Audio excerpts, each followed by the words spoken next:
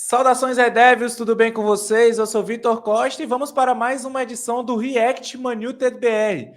Vamos reagir aqui a um vídeo da TNT Sports falando sobre o último clássico entre Manchester United e Liverpool, o empate em 2-2, falar um pouco também desse início de trabalho do Rubem Amorim à frente do Manchester United, com muitas dificuldades, mas que teve esse resultado aí, um bom resultado, jogando contra o Liverpool líder da Premier League, jogando fora de casa, um empate aí com bom desempenho do Manchester United, mas eu estou aqui com o meu amigo Daniel Martins. Daniel, dá o teu olá. Salve, galera! Vamos para mais um React aqui no canal. Tá virando tradição aqui no nosso canal, React toda semana, e vamos ver aí o que o pessoal da TNT Sports falou sobre Manchester United 2, Liverpool 2. Bora lá!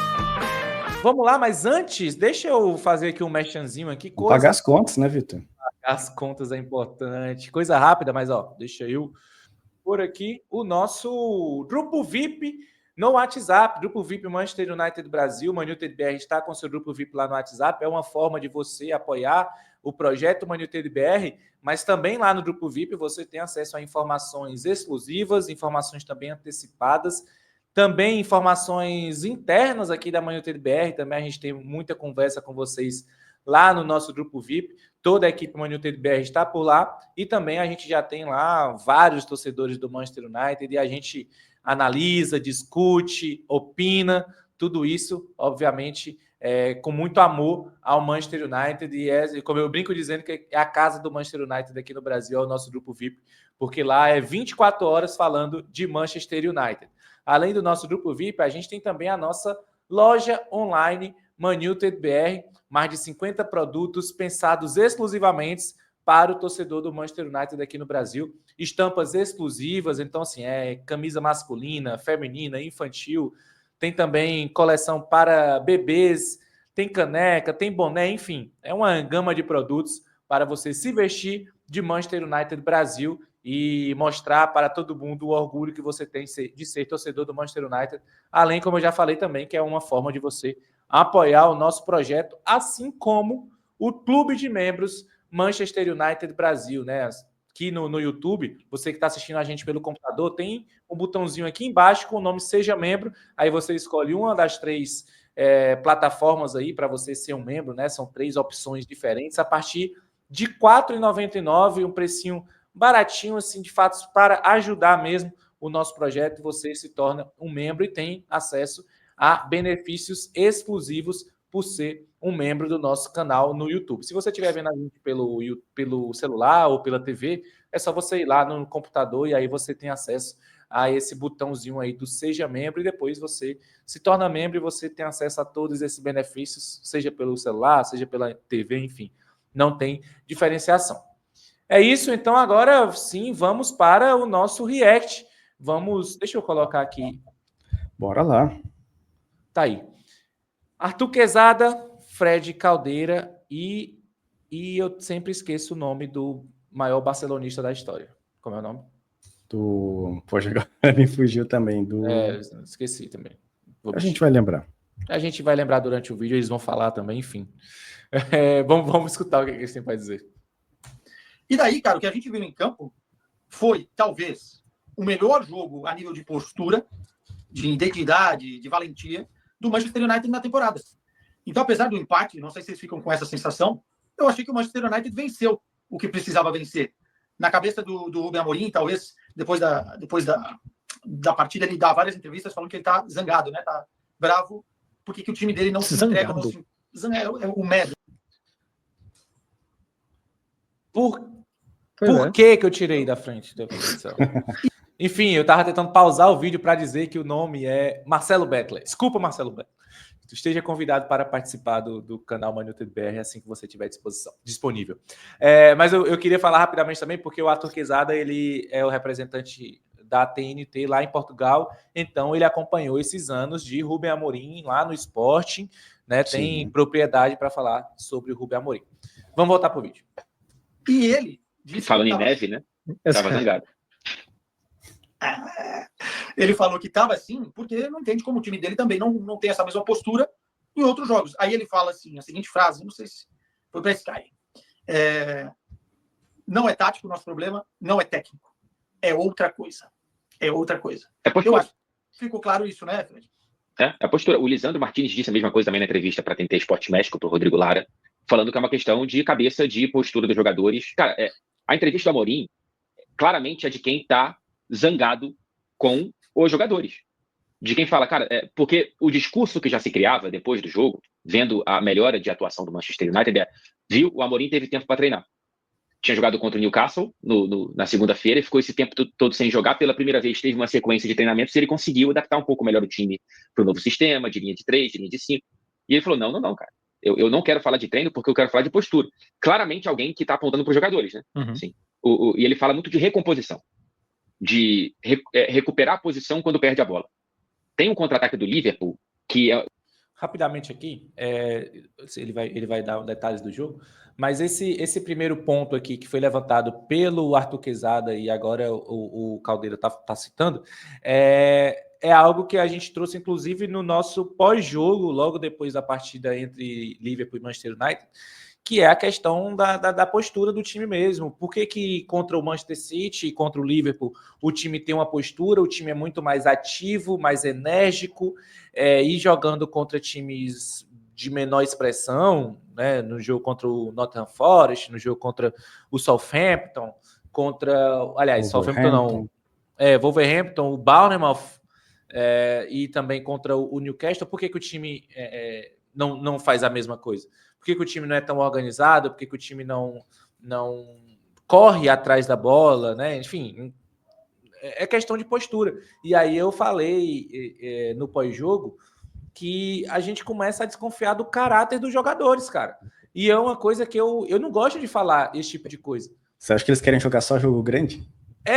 Exato. Assim, a gente começa a discutir esse tipo de coisa. Eu não gosto de falar sobre isso, sinceramente.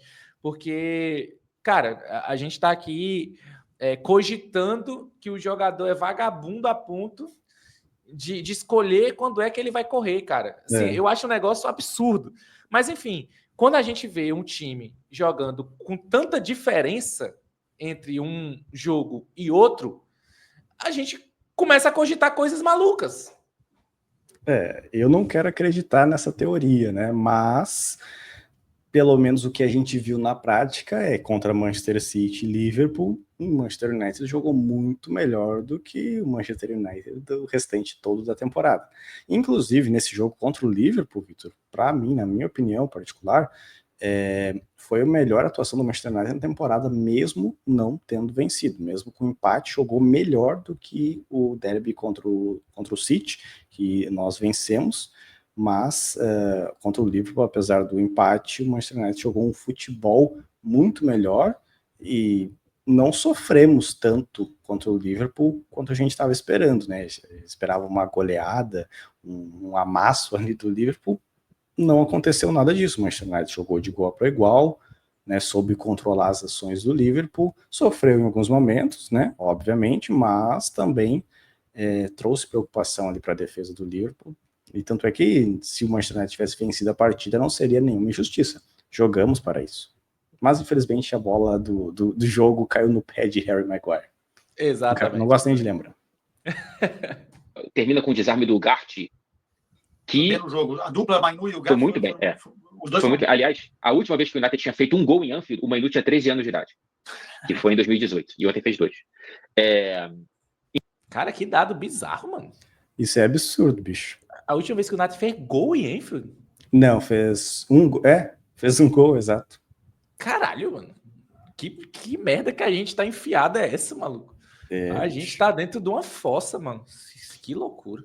E o Mainu tinha 13 anos. Não que tenha muita diferença, porque hoje ele tem 19, sim. Mas enfim, é muito tempo ainda, cara. Pô, tá com 5, 6 anos. Que loucura. Que não consegue marcar um gol sequer em Anfield. Cara. Meu Deus. Que fase.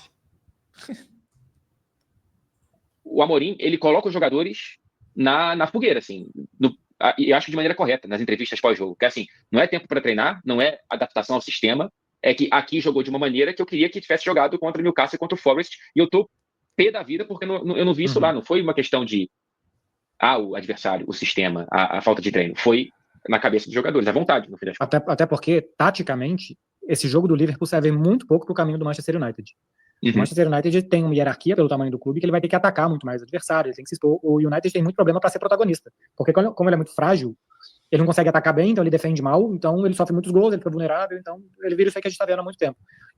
O time do Ten Hag já conseguia, em alguns momentos específicos, jogar bem de contra-ataque. Ganhou a FA Cup, eliminando o Liverpool, né, com o gol do Diallo, inclusive, na prorrogação, se eu não estou enganado, no 3-2. Foi o Diallo, exatamente. E depois ganha a final contra o Manchester City. E o Antony? Só para fazer aqui parênteses. O Diallo foi, mas teve o Antony também. Que não era essa água que é até 10 dias da praça. Porque já consegui, em alguns momentos, fazer jogos específicos bons. A questão é realmente estar concentrado como estava ontem. Ontem, por exemplo, eu gostei do primeiro... Antes de virar um caos, que aí vira uma montanha-russa, e fica divertido. Antes, eu assistindo mais o jogo para analisar, eu estava gostando muito, não só como o Manchester United se defendia, mas como ele gastava a bola. Tocava, e o Liverpool não tinha ritmo, e o Liverpool não conseguia pressionar, e não conseguia espremer o Manchester United, e eu ficava vendo, caramba, até quando que eles vão conseguir fazer isso? Para mim, por exemplo, o Bruno Fernandes é, para mim, disparado melhor em campo, porque ele segura todas as bolas, e passa bem, e sai de pressão, e acha passe, e dá assistência. Ele foi o segundo jogador em campo que mais tocou na bola, ele foi o que mais ganhou duelos, ele foi o que mais deu passe-chave, ele foi o cara que fez o Manchester United ter sentido de jogo, quando tinha a bola. Parte do plano era, a gente não pode ser um jogo de lá e cá, porque se a gente fica perdendo bola toda hora, os caras vêm de novo. Se a gente perde bola, os caras vêm de novo. Então não dá pra só contra-atacar. A gente tem que ter posse de bolas longas para que eles não façam nada. E também a gente não pode ter posse de bola longa e ir pro campo deles, porque eles vão roubar a bola e vão correr. Aí ferrou. Então o que faz? Daniel, assim, rapidamente, eu queria citar um sentimento que eu tenho de muito tempo, e eu acho que eu já trouxe isso em algum vídeo, eu tenho essa impressão de que eu já falei sobre isso aqui, que é o fato de o Manchester United precisa, há algum tempo, e eu acho que não vai acontecer com o Rubem Amorim, que o Rubem Amorim não tem essa característica, e tá tudo bem com isso, que é o Manchester United precisa começar a parar de querer ser um time que manda nos jogos, um time que... Sim. Mas é que isso é da história, né, do clube, da aura do clube. Não tem muito como mudar, né? Mas, ó, vamos lá. Na época do Ferguson, a gente sabe que ele montava os times para vencer partidas. Sim. A gente lembra, assim, uma quantidade absurda de jogos em que o Manchester United não fazia nada o jogo inteiro. Sim, pelo contrário, fazia merda o jogo inteiro, não jogava nada o jogo inteiro, ia lá e vencia o jogo. Pela tradição do clube sempre foi um futebol de atacar, né? E nunca ficar, por exemplo, que nem na época do José Mourinho, que estacionava um ônibus ali na defesa, era um futebol que era só se defendia e saía só na boa no contra-ataque. Na época do Ferguson, apesar de a gente ter sofrido muitas e muitas vezes, em vários jogos, né, no caso, ele montava equipes que tinham ataques muito fortes, né, e que propõem o jogo. Mas aí a gente tá falando de Sir Alex Ferguson, né, outro patamar, outra época. É que eu acho que a gente vive um momento do futebol, não o Manchester United, assim, um futebol por inteiro. A gente vive um momento de guardiolização do futebol, sabe? Eu estava assistindo alguns jogos da Copinha agora, e, pô, o goleiro saindo tocando. Cara, sim, jogadores que ainda estão em formação, que jogando num campo que, meu Deus, tem pasto que melhor. E inventando esse tipo de jogada. Eu não estou falando aqui que, não, meu Deus, o Guardiola é um treinador ruim, que esse tipo de futebol não dá certo. Pelo contrário, mostra que dá certo, ponto. Mas acho que tem momentos e momentos. E eu, por várias vezes, eu me irritei com o Manchester United de não entender o momento. Não, entenda o seu momento, entenda que naquele momento você precisa vencer a partida. Não interessa como, você vence o jogo. E o Manchester United muitas vezes não. O Manchester United queria sair jogando. Tanto é que a gente contratou o Onaná. Por quê? Porque sabe jogar com os pés. A contratação do Onaná foi essa. Não, ele sabe jogar com os pés. Dizem que sabe, né? Não é bem isso que eu tô vendo. Muitas vezes não acontece isso. Então, assim, como eu falei, não acho que o Rubem Amorim vai fazer isso. E tá tudo bem se ele não fizer e der certo. Para mim tá ótimo também. Não é uma opinião assim que eu me abraço a ela. Mas é que muitas vezes eu sinto falta do Manchester United ser mais... Raiz. Eu não queria usar essa palavra porque... Né, mas raiz futebol e Nutella, anos 90, né? Cara, eu queria. Porque dá certo, velho. Bicho, o Arsenal hoje em dia, essa temporada do Arsenal, o Arsenal tá sendo bola na área, gol. E tá dando certo, não tá? Os caras, assim, tá dando. Tá acontecendo. E os outros times também, porque tem muito time aí na Inglaterra que funciona dessa forma. Tem um centroavantão lá na área, lá, bola para ele e vamos ver o que acontece. Obviamente que essa não é a melhor forma de você jogar. Obviamente que o Manchester United tem investimento o suficiente para não jogar assim. Mas eu falo em questão de se o momento é ruim, vamos jogar como o momento pede. E às vezes a gente não tem esse chá revelação. Acho que tem momentos assim que a gente precisaria subir uma fumacinha rosa, que a fumaça azul não está funcionando. Fazia era sempre ter 4 atrás, subia um lá, ficava o outro, mais os 3 zagueiros, e um ou os 2 volantes lá atrás também. Se defendia de contra-ataque já com 6 jogadores mais ou menos na linha de meio campo, que evitava muitas transições do Liverpool. Só que isso não serve para jogar daqui a pouco contra o Bournemouth. Isso não vai servir para jogar contra o Wolverhampton, isso não vai servir para jogar contra o Brighton. O Manchester United vai ter que dar muitos passos à frente contra esses times. Então o que serve de ontem realmente é a postura. É o que o Rubem Amorim esteja... Eu concordo com a reação dele. Eu concordo que ele fica zangado, até porque soneca a gente já tem outros treinadores por aí. Tem muito. Que é cobrar essa postura. Esse nível de concentração e de seriedade que o Manchester United teve ontem é o caminho. Taticamente, para mim, não serve de muita coisa, não. A maioria dos jogos, o Manchester United vai ter que jogar diferente. Não, sabe que esse ponto ele é muito importante para a gente falar aqui, Daniel. Essa questão tática do jogo, porque a gente, para jogar contra o Liverpool, obviamente você funciona de uma maneira diferente. Você está jogando fora de casa, numa fase do Manchester United que era terrível, né? 4 derrotas consecutivas, não estava conseguindo fazer sequer gol nesses jogos, então é óbvio que funciona diferente. E, de fato, quando você vai jogar contra outros times que eu até já citei aqui, como os casos do Southampton, do Bournemouth e tal, contra esses times, eles que vão fazer isso, né? São eles que vão normalmente se fechar mais e é o Manchester United que vai precisar dar um jeito de furar bloqueios. E aí, então, o problema. Então, de fato, assim, o Bettler tem razão nesse sentido da gente precisar observar o contexto do jogo. Para esse jogo, para essa partida contra o Liverpool, funcionou. Não sei se, de fato, funcionaria contra outros times. Mas, volta aquilo, o fato da postura. Se eu não tenho a menor dúvida, com todas as variáveis técnicas e táticas que um jogo pode ter, não tenho a menor dúvida de que se a postura do Manchester United nos jogos contra esses outros times for pelo menos parecida com a que ele teve contra o Liverpool e a que ele teve contra o Manchester City, a gente não perde esses jogos. Eu não tenho dúvida. A gente não perde para Newcastle, a gente não perde para Nottingham Forest, a gente não perde para Bournemouth, com todo respeito a esses times. Mas não justifica a gente ter certa qualidade ali nos jogadores. A gente tem uma formação ali que é teoricamente ofensiva e ter essa postura e não conseguir vencer jogos. Para mim não encaixa. Para mim a gente venceria essas partidas. Eu já acho que falta qualidade nesse elenco, nesse time, nesse 11 inicial para propor o jogo. Contra equipes como o Arsenal, o Liverpool, o Manchester City, não é o Manchester United que propõe o jogo, é eles que propõem o jogo.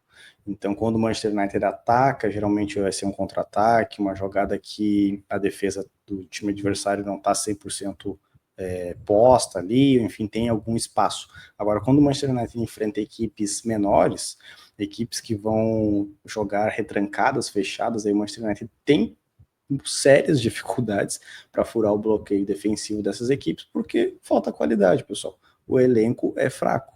Então, a gente não tem um jogador ali que se destaque no drible, que você vai largar a bola nele e ele vai no 1 contra 1 ali driblar o jogador e entrar na área e fazer um gol, dar uma assistência. Não tem, a gente tem operários, né, digamos assim, podemos dizer.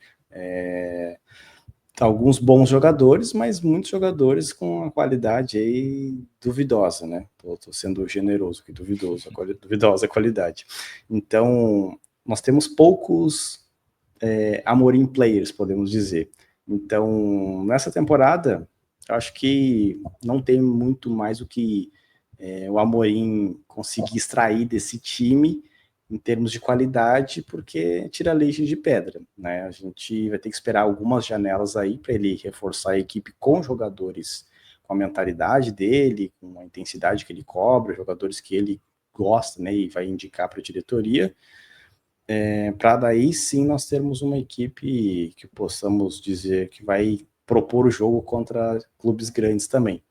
Mas no atual cenário, no atual contexto, eu continuo vendo o Manchester United com sérias dificuldades para enfrentar clubes que joguem retrancados contra ele. Praticamente, é uma leitura que a gente vai ter que fazer, uma avaliação na próxima temporada.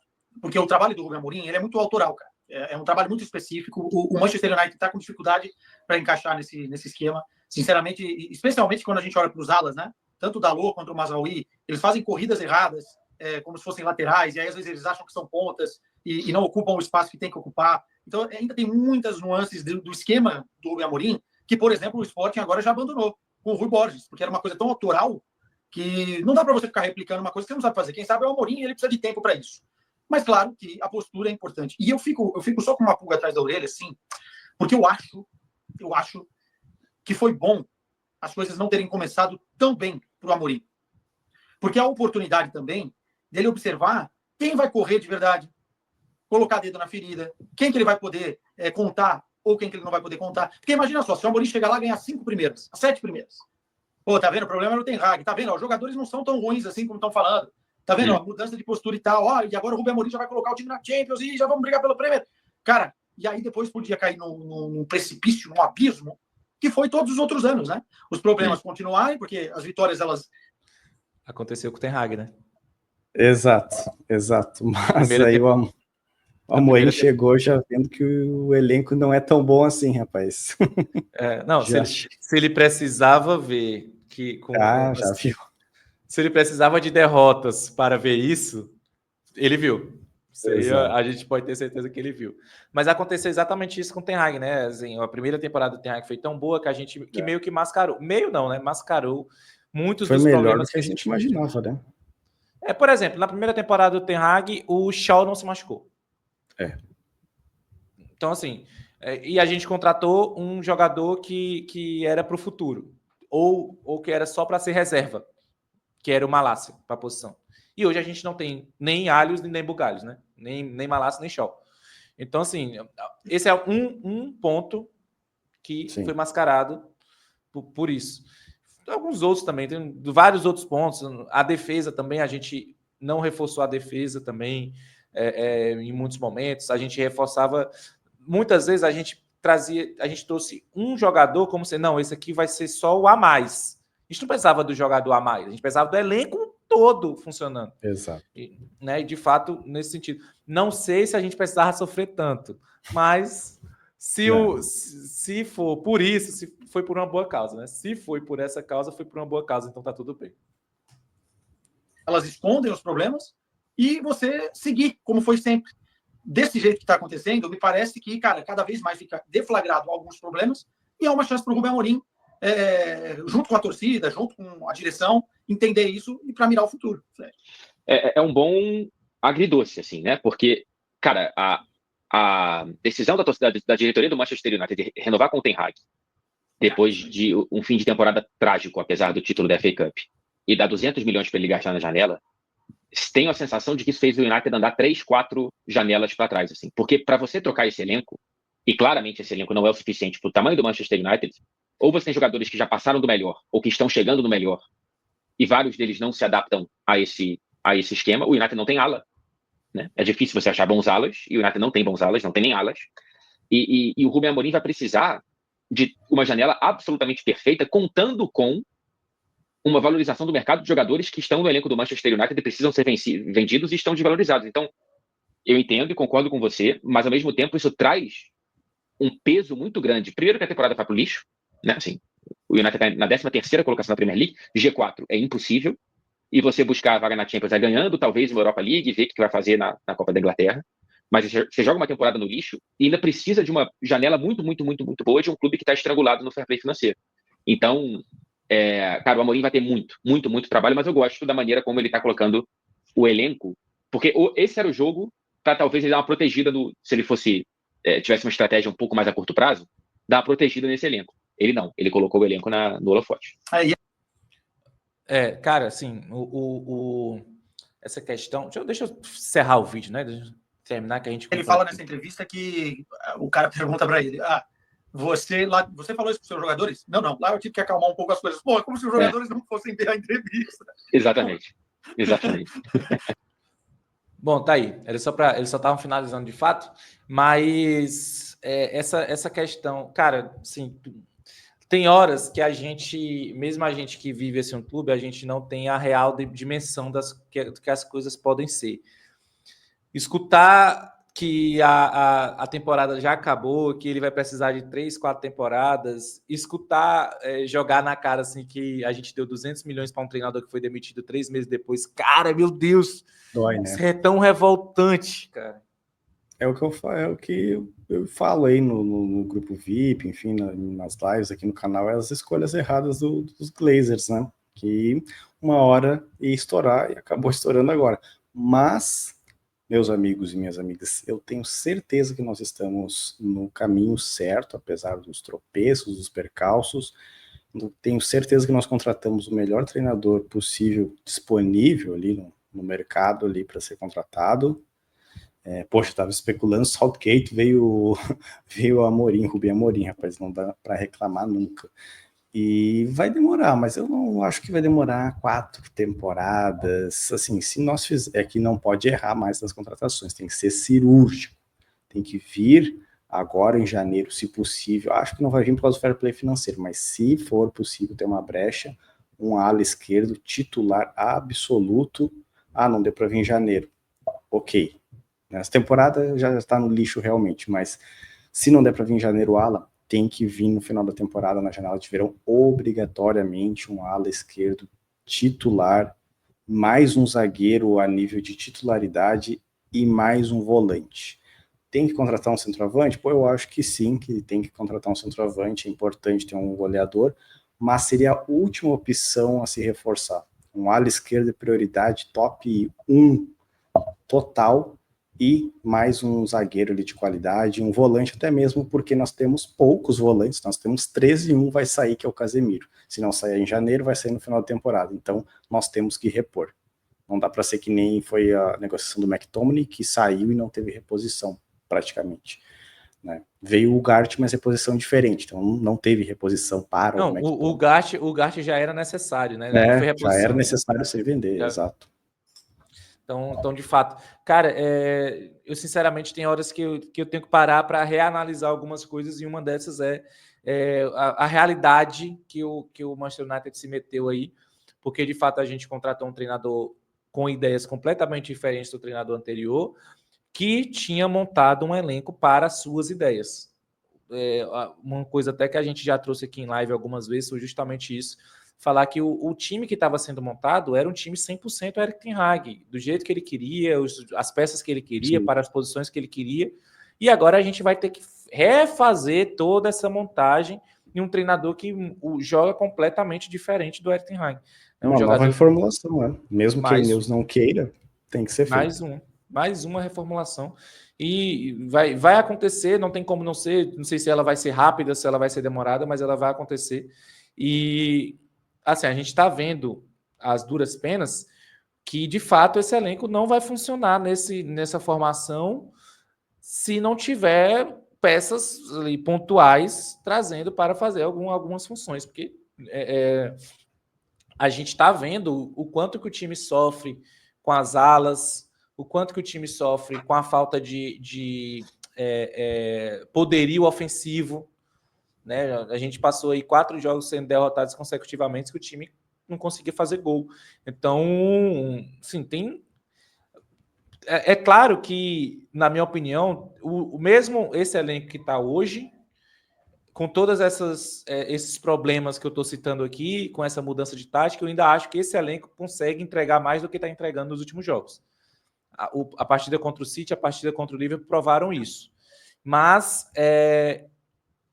o que eles vão entregar, o auge que esse elenco vai entregar, o pico, é muito abaixo do que o que a gente precisa, né? É muito abaixo do que a gente necessita. Mas assim, eu vou tentar ser um pouco mais otimista. Eu acredito que com umas 2 janelas de verão bem feitas, com contratações pontuais, acredito aí que o Amorim vai ter um elenco se não 100% com Amorim Players, mas pelo menos quase que 100%. Só que aí entra uma série, né, de fatores que a gente tem que ver, questão de fair play financeiro, jogador que está encerrando o contrato e vai acabar sendo de graça, jogador que tem que ser vendido e não tem mercado, jogador que tem que ser vendido e o salário é alto e ninguém quer nem emprestado. Então, é uma série de complicações, mas, meus amigos, eu tenho certeza que, por mais que demore, nós estamos no caminho certo. Vai demorar, mas temos que ter paciência. Eu vou me abraçar na tua fé, tá? Amém. Eu tava confiante até terem jogado na cara algumas realidades aí que eu não queria aceitar. E essa foi uma, né, que o Beckley falou aí, essa dificuldade que a gente vai ter de fazer mercado de transferência, porque, de fato, a gente precisa vender jogadores, o fair play financeiro do Manchester United está estrangulado, não tem mais para onde correr, ou você vende, para toda contratação que for necessária fazer, você vai precisar vender antes, não tem como fazer um negócio sem fazer uma venda significativa antes de fazer essa contratação. Essa janela de agora, que a gente jogou fora aí muito dinheiro, dando para o Erik ten Hag esses valores que ele... 200 milhões ele tinha, né? Exato, que ele foi demitido logo depois. Nessa janela, a gente já precisou fazer alguns esforços por conta de fair play financeiro. A venda do Scott McTominay foi muito por conta disso também. Um jogador da base, um jogador que precisava ser vendido para liberar um pouco mais do valor do fair play. A venda também de jogadores da base que sequer jogaram no time profissional também entra nesse caso. O Cambuá lá, que foi por Villarreal, por exemplo, o zagueiro, que foi um desses casos. Enfim, alguns jogadores que acabaram... O lateral do Benfica lá, o Álvaro Fernandes. O Álvaro Fernandes, sim, também. O próprio Mason Greenwood. O Mason Greenwood também entra nessa história, que foi para o Olympique Marseille. Enfim, algumas negociações que foram feitas pelo Manchester United já pensando nessa necessidade de liberar um pouco mais do fair play financeiro. E isso vai ser a nossa realidade aí por muito tempo, principalmente se a gente continuar errando. Se a gente continuar errando nas contratações, aí sim é que vai ser necessário, infelizmente, e isso é uma herança maldita da época dos Glazers. É claro que a Ineos já errou também, já tem culpa no cartório também, mas nesse caso aqui a gente tem uma herança maldita que veio desde a época dos Glazers, com uma quantidade absurda de contratações que se mostraram erradas. A realidade, meu amigo Vitor, ela é cruel com nós, torcedores do Manchester United, mas nós queremos saber de você que está nos assistindo, o que você acha de tudo isso, o que você acha sobre a postura dos jogadores do Manchester United, no jogo especificamente contra o Liverpool, que a gente fez o react aqui. Você acha que essa é a postura que o Manchester United tem que ter em todas as partidas? Você acha que tem jogador fazendo corpo mole nas outras partidas? Enfim, deixa aqui nos comentários a sua opinião. Também nos diga aí se você está confiante que dias melhores virão para a equipe do Manchester United. Hoje você está mais Daniel ou mais Vitor, né? Deixe aí no seu comentário. Um abraço a todos vocês, se inscrevam no canal, não se esqueça disso, lembrem também do nosso grupo VIP, da nossa loja Man United BR, do clube de membros, enfim, todas as nossas redes sociais também estão na descrição desse vídeo aqui para vocês nos acompanharem além do YouTube. Um abraço, Daniel, um abraço para todos vocês, não se esqueçam de deixar o seu comentário aí, comenta também, tá gostando desse tipo de conteúdo aqui, de react, deixa aí também o seu comentário para a gente saber se você gostou ou não. Beleza, então? Um abraço, Vitor. Um abraço, pessoal. Até o próximo react. Até o próximo.